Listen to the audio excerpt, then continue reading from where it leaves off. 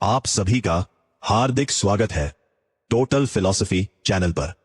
आज एक ऐसा प्रश्न जो शायद आपने कभी खुद से नहीं पूछा होगा। अगर आपके पास सब कुछ हो, सुख हो, सुरक्षा हो, वैभव हो, फिर भी भीतर कहीं एक हल्की सी पीड़ा रह जाए, तो क्या आप सब कुछ छोड़कर उस पीड़ा का कारण खोजने निकल सकते हैं? यही प्रश्न एक राजकुमार को भिखारी बना देता है। यही प्रश्न इतिहास को बुद्ध देता है। बहुत समय पहले हिमालय की गोद में बसे कपिलवस्तु राज्य में एक रात कुछ अलग घटा। आकाश असामान्य रूप से शांत था। हवा में जैसे कोई रहस्य घुला हुआ था। रानी महामाया ने एक स्वप्न देखा। एक उजला हाथी 6 दांतों वाला उनके गर्भ में प्रवेश कर गया। राज दरबार के ज्योतिषी घबराए हुए थे, लेकिन ऋषियों की आंखों में चमक थी। उन्होंने कहा, यह बालक या तो चक्रवर्ती सम्राट बनेगा या फिर संसार को जगाने वाला एक महाबोधि पुरुष। बालक का जन्म हुआ। नाम रखा गया सिद्धार्थ, शुद्धोधन का पुत्र। राजमहल में उत्सव था, लेकिन कहीं भीतर एक मौन भविष्य भी सांस ले रहा था। कहा जाता है, जन्म लेते ही बालक ने 7 कदम चले और कहा, मैं संसार में दुख का अंत करने आया हूं। शायद यह कथा हो, लेकिन इस कथा ने हजारों वर्षों से मनुष्यों को हिलाया है। राजा शुद्धोधन डर गए। वे नहीं चाहते थे कि उनका पुत्र सन्यासी बने। उन्होंने चारों ओर सुख की दीवार खड़ी कर दी। महल में कोई बीमारी नहीं, कोई बुढ़ापा नहीं, कोई मृत्यु नहीं। बच्चे की भाषा में समझो, जैसे किसी बच्चे को सिर्फ मिठाई खिलाओ और कड़वा कभी चखने न दो, उसे लगेगा दुनिया बस मीठी है। सिद्धार्थ बड़ा हो रहा था। संगीत, नृत्य, शिक्षा, युद्ध कला, सब कुछ। विवाह हुआ, यशोधरा आई, राहुल जन्मा, लेकिन भीतर कुछ खटकता था। एक दिन महल की दीवार के बाहर 4 दृश्य दिखाई दिए। एक बूढ़ा, एक बीमार, एक मृत शरीर और एक शांत भिक्षु। यही से राजकुमार हिल गया। बूढ़ा मतलब यह शरीर टूटेगा, बीमार मतलब यह शरीर दुखेगा, मृत मतलब सब कुछ यही छूट जाएगा, और भिक्षु मतलब इन सब के बीच भी शांति संभव है। उस रात सिद्धार्थ सो नहीं पाए। महल वैसा ही था, लेकिन उनका मन अब वैसा नहीं रहा। उन्होंने देखा, जो कुछ भी है वो अस्थाई है, और जो अस्थाई है उससे हम स्थायी सुख कैसे मान सकते हैं? एक रात सब सो रहे थे। पत्नी, पुत्र, राज्य, भविष्य सब पीछे रह गया। घोड़े कंथक पर सवार होकर वे निकल पड़े। इसे कहते हैं महाभिनिष्क्रमण। ये भागना नहीं था, यह सच की खोज थी। जंगल, तपस्या, उपवास, शरीर सूख गया, हड्डियां दिखने लगी। 6 साल, लेकिन भीतर शांति नहीं आई। और तभी एक और गहरी समझ आई, अति सुख गलत, अति दुख भी गलत। यही से मध्यम मार्ग जन्म लेता है। बोध गया में पीपल के वृक्ष के नीचे वे बैठे। कहा, या तो आज सत्य मिलेगा या शरीर टूट जाएगा। रात गहरी थी। मन में डर, वासना, अहंकार सब आए, लेकिन वे देख रहे थे, लड़ नहीं रहे थे। और भोर होते होते कुछ टूट गया। अहंकार, भ्रम, अज्ञान। सिद्धार्थ अब बुद्ध थे, जागे हुए। बच्चे की भाषा में बुद्ध मतलब जिसे नींद से जगा दिया गया हो। उन्होंने कोई ईश्वर नहीं देखा, उन्होंने कोई स्वर्ग नहीं देखा। उन्होंने देखा, दुख है, दुख का कारण है, दुख का अंत संभव है, और उस अंत तक जाने का मार्ग है। यही 4 आर्य सत्य है। दुख क्योंकि हम चाहते हैं, पकड़ते हैं, डरते हैं। जब तुम खिलौना जोर से पकड़ते हो तो हाथ दुखता है, ढीला छोड़ दो तो दर्द नहीं। बुद्ध की पूरी शिक्षा इसी ढीलेपन की है। उन्होंने कहा, अपा दीपो भव, अपने दीपक स्वयं बनो। कोई मसीहा नहीं, कोई अवतार नहीं, कोई उद्धार करता नहीं, सिर्फ जागरूकता।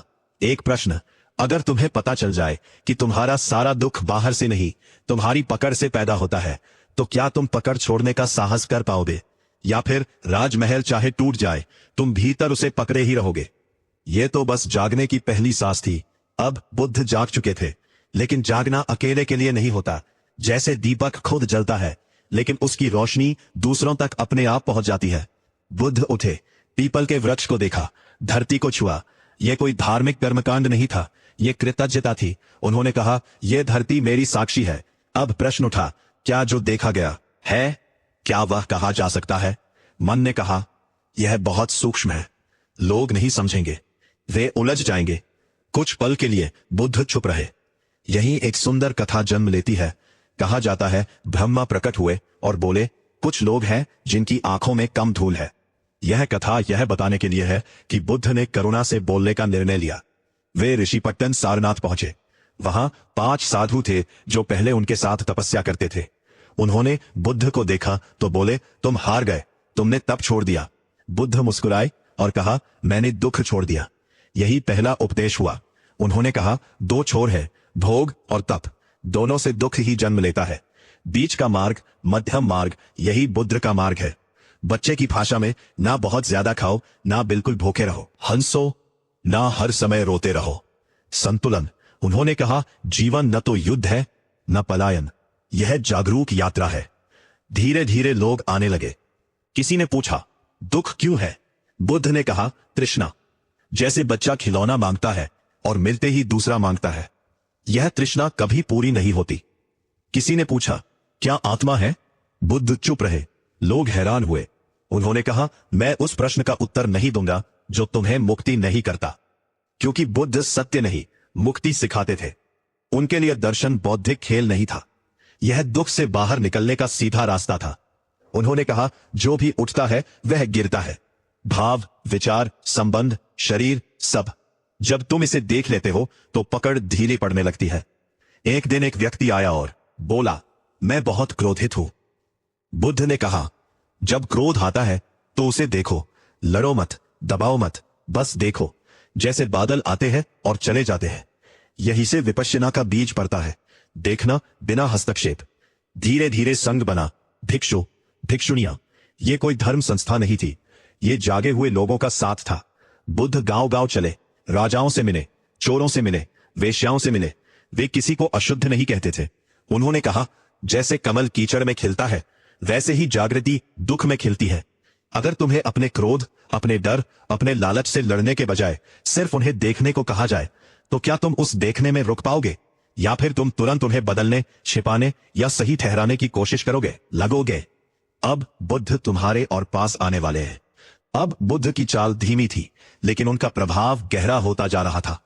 वे कहीं रुकते नहीं थे, लेकिन जहां जाते थे वहां कुछ बदल जाता था। लोग सोचते थे वे कुछ देंगे, कोई मंत्र, कोई चमत्कार, कोई वरदान, लेकिन बुद्ध कुछ नहीं देते थे, वे छीन लेते थे, भ्रम। एक दिन एक व्यक्ति आया और बोला, मैं बहुत दुखी हूं, मुझे सुख का रास्ता बताइए। बुद्ध ने कहा, पहले ये देखो कि तुम दुख को कितना थामे हुए हो। व्यक्ति चौंका। बच्चे की भाषा में, अगर तुम्हारे हाथ में कांटा चुभा हो और तुम रोते जाओ लेकिन कांटा न निकालो तो दर्द कैसे जाएगा? बुद्ध कांटा दिखाते थे, निकालना तुम्हारे काम था। धीरे धीरे उनकी बातें लोगों के भीतर घर करने लगी। उन्होंने कहा, जो तुम सोचते हो वही तुम बन जाते हो। मन बीज है, कर्म फल है, लेकिन कर्म सिर्फ बाहर का नहीं होता, सोचना भी कर्म है। जब तुम बार बार डर सोचते हो तो डर तुम्हारी आदत बन जाता है। जब तुम करुणा सोचते हो तो करुणा तुम्हारा स्वभाव बन जाती है। एक बार अंगुलीमाल आया, हत्यारा, लोगों की उंगलियां माला में पिरोने वाला। सब डरते थे। बुद्ध निडर होकर उसकी ओर चले। अंगुलीमाल चिल्लाया, रुको। बुद्ध बोले, मैं रुक चुका हूं, अब तुम रुको। यह वाक्य तलवार से भी ज्यादा तेज था। अंगुलीमाल हिल गया, क्योंकि पहली बार किसी ने उसके भीतर के भागते मन को दिखा दिया था। वह गिर पड़ा, रो पड़ा और वही सन्यासी बन गया। बुद्ध ने सिखाया, कोई भी इतना बुरा नहीं कि बदल न सके, और कोई भी इतना अच्छा नहीं कि जागरूक ना रहे। उन्होंने कहा, अहंकार सबसे सूक्ष्म कैद है। तपस्या का भी अहंकार, ज्ञान का भी अहंकार, सन्यास का भी अहंकार। इसलिए बुद्ध अपने भिक्षुओं को बार बार साधारण रहने को कहते थे। एक दिन एक भिक्षु बोला, मैं बहुत आगे बढ़ गया हूं। बुद्ध मुस्कुराए और बोले, जो आगे बढ़ने की बात करता है वह अभी भी पीछे है, क्योंकि जहां तुलना है वहां अहंकार है। धीरे धीरे बुद्ध ने अष्टांगिक मार्ग बताया, सम्यक दृष्टि, सम्यक संकल्प, सम्यक वाणी, सम्यक कर्म, सम्यक आजीविका, सम्यक प्रयास, सम्यक स्मृति, सम्यक समाधि। लेकिन यह सूची नहीं थी, यह जीने का ढंग था। बच्चे की भाषा में, सच बोलो, धीरे चलो, ध्यान से देखो, किसी को चोट मत पहुंचाओ, और जो कर रहे हो पूरे होश से करो। बस। बुद्ध किसी को बदलने नहीं आए थे और जिसने देख लिया वो बदल गया। एक सवाल, अगर कोई तुम्हें यह कह दे कि तुम्हें कुछ भी नया नहीं बनना है, सिर्फ जो हो उसे पूरी ईमानदारी से देखना है, तो क्या तुम उस देखने में टिक पाओगे, या फिर तुम किसी दहसात रास्ते पर देखने की पागल में भागते रहोगे? अब बुद्ध और भी नजदीक आ रहे हैं। तुम्हारे अपने मन के भीतर। अब बुद्ध सिर्फ उपदेशक नहीं थे, वे एक दर्पण बन चुके थे। जो उनके सामने बैठता वो खुद को देखने लगता, और खुद को देखना सबसे कठिन साधना है। एक दिन एक स्त्री आई, उसकी गोद खाली थी, आंखें सूखी नहीं थी, वे रोने से थक चुकी थी। उसने कहा, मेरा बच्चा मर गया है, मुझे उसे वापस चाहिए। बुद्ध ने कहा, मैं दे सकता हूं, लेकिन एक शर्त है। स्त्री की आंखों में आशा जागी। ऐसे घर से सरसों के दाने ले आओ जहां कभी मृत्यु न हुई हो। स्त्री दौड़ी, घर घर गई। हर घर में किसी न किसी की कथा मिली। कहीं पिता गया था, कहीं मां, कहीं बच्चा। शाम को वो खाली हाथ लौटी। अब वो रो नहीं रही थी, अब वो समझ रही थी। बुद्ध ने कुछ नहीं कहा, कहने की जरूरत नहीं थी। यही करुणा ज्ञान बन जाती है। बुद्ध दुख मिटाने नहीं आए थे, वे दुख को समझाने आए थे, क्योंकि जो समझ लिया जाता है वह दबाव नहीं बनता। उन्होंने कहा, जिसे तुम व्यक्तिगत मानते हो वह सार्वभौमिक है। तुम्हारा दुख अकेला नहीं है, तुम्हारा डर अकेला नहीं है। जब यह समझ आती है तो अकेलापन खुलने लगता है। एक दिन देवदत्त आया, ईर्ष्या से भरा। उसने बुद्ध को मारने की कोशिश की। सब डर गए। बुद्ध शांत थे, नहीं लड़ता। वह दूसरे से कैसे लड़ेगा? देवदत्त हार गया। हिंसा शांति के सामने हमेशा हारती है। बुद्ध ने कहा, घृणा को घृणा से नहीं, प्रेम से मिटाया जा सकता है। यह वाक्य कमजोरी नहीं, सबसे बड़ी शक्ति है। बुद्ध हर दिन मरते थे, हर दिन नए होते थे। वे कल की स्मृति ढोते नहीं थे, इसलिए उनका हर दिन ताजा था। बच्चे की भाषा में, जब तुम हर सुबह नया खेल शुरू करते हो तो बीते खेल की हार आज का खेल खराब नहीं करती। बुद्ध यही सिखा रहे थे, हर क्षण नया होना। उन्होंने कहा, अतीत सिर्फ स्मृति है, भविष्य सिर्फ कल्पना, सच सिर्फ यह क्षण है। और इस क्षण में अगर तुम पूरी तरह हो तो निर्वाण कहीं दूर नहीं। निर्वाण कोई जगह नहीं, यह मन की आग का बुझ जाना है। जब चाहना थक जाती है तो शांति बचती है। अगर तुम्हें यह समझ आ जाए कि जीवन किसी उद्देश्य की दौड़ नहीं बल्कि हर क्षण की जागरूकता है, तो क्या तुम धीमा चलने का साहस कर पाओगे, या फिर तुम भागते रहोगे बिना जाने की आखिर किस ओर? अब बुद्ध तुम्हें रुकना सिखाने वाले हैं। अब बुद्ध रुक चुके थे, लेकिन यह रुकना ठहराव नहीं था, यह पूरा उपस्थित होना था। वे चलते थे लेकिन जल्दी नहीं। वे बोलते थे लेकिन शब्दों में कोई जल्दबाजी नहीं होती थी, क्योंकि जो जल्दी में है वो अभी में नहीं है। बुद्ध ने देखा, मनुष्य हर समय कहीं और पहुंचना चाहता है, यहां नहीं, और यही दुख की जड़ है। उन्होंने कहा, जहां तुम हो वहीं से शांति शुरू होती है। लेकिन मन इसे मानता नहीं। मन कहता है, जब सब ठीक हो जाएगा तब शांत होगा। बुद्ध कहते थे, जब तुम शांत हो जाओगे तभी सब ठीक दिखेगा। एक दिन एक भिक्षु आया और बोला, मैं ध्यान में नींद से हार जाता हूं। बुद्ध हंसे और बोले, पहले पूरी तरह जागो। ध्यान नींद से लड़ना नहीं है, ध्यान जागरण है। अगर नींद आए तो उसे देखो, अगर बेचैनी आए तो उसे देखो। देखना ही ध्यान है। बुद्ध किसी अनुभव के पीछे नहीं थे, वे होश के साथ रहने की कला सिखा रहे थे। किसी ने पूछा, क्या ध्यान से आनंद मिलेगा? बुद्ध बोले, जो आनंद खोजता है वह दुख से डरता है, और जो दुख से डरता है वह सत्य से दूर रहता है। सत्य आनंद और दुख दोनों के पार है। बच्चे की भाषा में, अगर तुम सिर्फ मीठा चाहते हो तो तुम जीव के गुलाम हो, लेकिन अगर तुम हर स्वाद को स्वीकार कर लो तो तुम स्वतंत्र हो। बुद्ध ने स्वीकार करना सिखाया, समर्पण नहीं, स्वीकार करना। समर्पण में कमजोरी हो सकती है, स्वीकार में साहस होता है।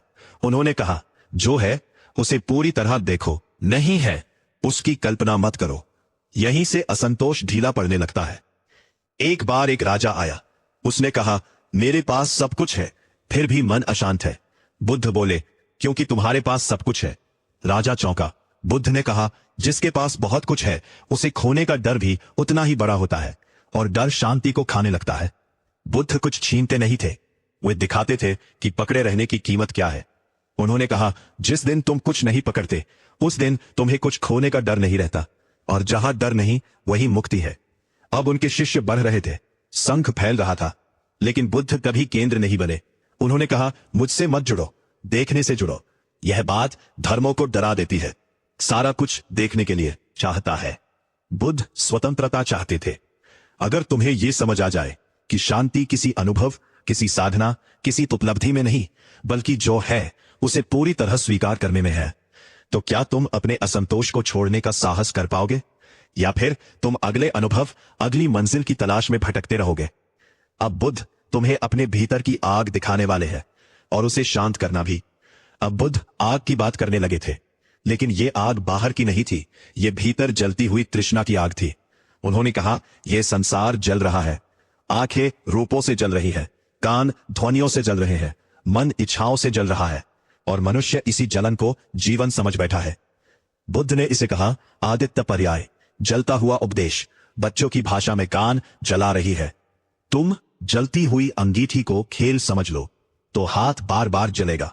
बुद्ध हाथ हटाना सिखा रहे थे। उन्होंने कहा, इच्छा अपने आप में दोष नहीं है, लेकिन अंधी इच्छा बंधन बन जाती है। इसलिए वे इच्छाओं को मारने नहीं कहते थे, वे उन्हें देखने को कहते थे। जब इच्छा आती है तो उसे देखो, ये कहां से आई, ये क्या चाहती है, ये कितनी देर टिकेगी। और जैसे ही तुम देखने लगते हो, इच्छा कमजोर पड़ने लगती है, क्योंकि इच्छा अचेतन में ताकतवर होती है। बुद्ध ने संयम नहीं, बोध सिखाया। एक दिन एक भिक्षु बोला, मैं बार बार वासना से हार जाता हूं। बुद्ध ने कहा, तुम हारते नहीं, तुम सो जाते हो। जागो, बस इतना ही, क्योंकि जागा हुआ मन कुछ भी देख सकता है, और जो देख लिया गया वह शासक नहीं रहता। धीरे धीरे बुद्ध ने अनात्म का सूत्र दिया। उन्होंने कहा, जिसे तुम मैं कहते हो वो स्थिर नहीं है। भाव बदलते हैं, विचार बदलते हैं, शरीर बदलता है, तो मैं कहाँ है। बच्चे की भाषा में, अगर हर दिन तुम्हारे खिलौने बदल जाए तो कौन सा खिलौना तुम हो। मैं एक संग्रह है, यादों का, डरों का, आदतों का, और जब तुम इसे देख लेते हो तो अहंकार ढीला पड़ जाता है। यही सबसे बड़ा बोझ था। एक दिन एक व्यक्ति आया और बोला, मैं डरता हूं कि मैं मर जाऊंगा। बुद्ध ने कहा, जिसे तुम मैं कहते हो वो हर पल मर रहा है। तुम हर सांस में पुराने नहीं रहते, तो डर किससे है। बुद्ध मृत्यु को अंधेरा नहीं कहते थे, वे कहते थे मृत्यु परिवर्तन है, और जो परिवर्तन को देख लेता है वो मृत्यु से मुक्त हो जाता है।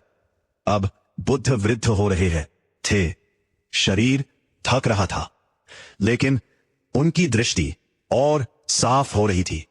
उन्होंने कहा, मेरे शब्दों से मत जुड़ो, देखो क्या वे तुम्हें मुक्त करते हैं, क्योंकि सत्य अनुभव से पहचाना जाता है, विश्वास से नहीं। अगर तुम्हें यह दिख जाए कि तुम्हारा मैं एक स्थिर सत्य नहीं, बल्कि हर पल बदलता हुआ एक प्रवाह है, तो क्या तुम उस मैं को बचाने की लड़ाई छोड़ पाओगे, या फिर तुम उनकी उसी अस्थायी पहचान के लिए जीवन भर लड़ते रहोगे। अब बुद्ध तुम्हें मृत्यु के और भी करीब ले जाने वाले हैं, डर के बिना। अब बुद्ध मृत्यु की बात ऐसे कर रहे थे जैसे कोई नींद की बात करता हो। ना डर, ना अंधकार, ना रहस्य, बस एक स्वाभाविक विश्राम। उन्होंने कहा, जिसने जीना सीख लिया वह मरना भी सीख लेता है। मनुष्य जीता नहीं, वो योजना बनाता है, स्मृतियां ढोता है, भविष्य से डरता है, इसलिए मृत्यु उसे दुश्मन लगती है। बुद्ध मृत्यु को दुश्मन नहीं मानते थे, वे कहते थे मृत्यु जीवन का सबसे बड़ा शिक्षक है, क्योंकि मृत्यु तुम्हें ईमानदार बना देती है। जब तुम्हें सच में पता चल जाए कि समय सीमित है तो फालतू बातें अपने आप गिरने लगती है। बच्चे की भाषा में, अगर खेल खत्म होने वाला हो तो तुम झगड़ा छोड़कर खेलने लगते हो। बुद्ध यही सिखा रहे थे। एक दिन एक भिक्षु बोला, मुझे मृत्यु का डर नहीं लगता, लेकिन अपने प्रियजनों को खोने का डर लगता है। बुद्ध ने कहा, तुम उन्हें खोने से नहीं डरते, तुम खुद को अकेला देखने से डरते हो। यह बात कड़वी थी, लेकिन सच थी। से जुड़ते नहीं, हम उनमें खुद को छुपाते हैं, और जब वे जाते हैं तो हमारा छुपा हुआ असुरक्षा बाहर आ जाती है। बुद्ध अकेलेपन से डरते नहीं थे, वे कहते थे अकेलापन तब होता है जब तुम खुद से भागते हो, और जब तुम खुद के साथ पूरी तरह हो जाते हो तो एकांत आनंद बन जाता है। अब बुद्ध अंतिम यात्राओं पर थे, शरीर कमजोर हो रहा था, लेकिन उनकी करुणा और व्यापक हो रही थी। उन्होंने कहा, मेरे बाद कोई उत्तराधिकारी नहीं। यह बात राजनीति नहीं थी, यह स्वतंत्रता थी, क्योंकि जहां उत्तराधिकारी होता है वहां सत्ता आती है, और जहां सत्ता आती है वहां भय आता है। बुद्ध भय का एक एक बीज उखाड़ देना चाहते थे। उनके अंतिम समय में लोग रो रहे थे। बुद्ध बोले, मत रो, जो जन्मा है वहां जाएगा, लेकिन जो जाग गया है वह कहां जाएगा। यह वाक्य सांत्वना नहीं था, यह दृष्टि थी। उन्होंने कहा, अपने लिए दीपक बनो, मेरे शब्द बस उंगली है, चांद खुद देखना। अब उनका शरीर थक चुका था। कुशीनगर, साल वृक्षों के बीच वे लेटे, दाईं करवट, पूर्ण होश में, अंतिम उपदेश नहीं, अंतिम आदेश नहीं, सिर्फ एक याद दिलाना, सब कुछ अनित्य है, प्रमाद मत करना। और फिर मौन।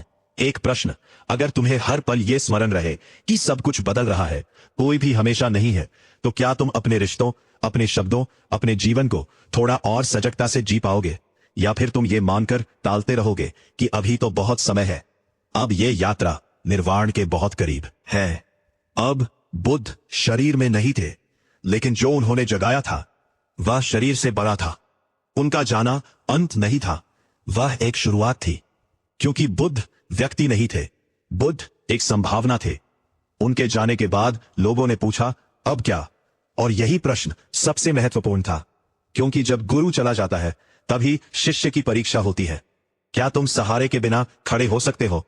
बुद्ध ने कोई ग्रंथ नहीं छोड़ा, कोई नियम पुस्तक नहीं, कोई आदेश नहीं। उन्होंने सिर्फ एक जीवन शैली छोड़ी, जागने की। लेकिन मनुष्य डरता है, उसे ढांचा चाहिए, नियम चाहिए, सुरक्षा चाहिए। इसलिए धीरे धीरे बुद्ध का दर्शन धर्म बन गया, मूर्ति बनी, मंदिर बने, विधियां बनी, और बुद्ध फिर से समझ में आने लगे। लेकिन जो सच में सुने थे वे जानते थे, बुद्ध को पूजा नहीं चाहिए थी, उन्हें समझ चाहिए थी। उन्होंने कहा था, मुझ पर विश्वास मत करो। यह वाक्य इतिहास का सबसे क्रांतिकारी वाक्य है, क्योंकि धर्म विश्वास से चलता है, बुद्ध देखने से। अब उनकी बात मनुष्य के हर दिन के जीवन में और गहराई से उतरती है।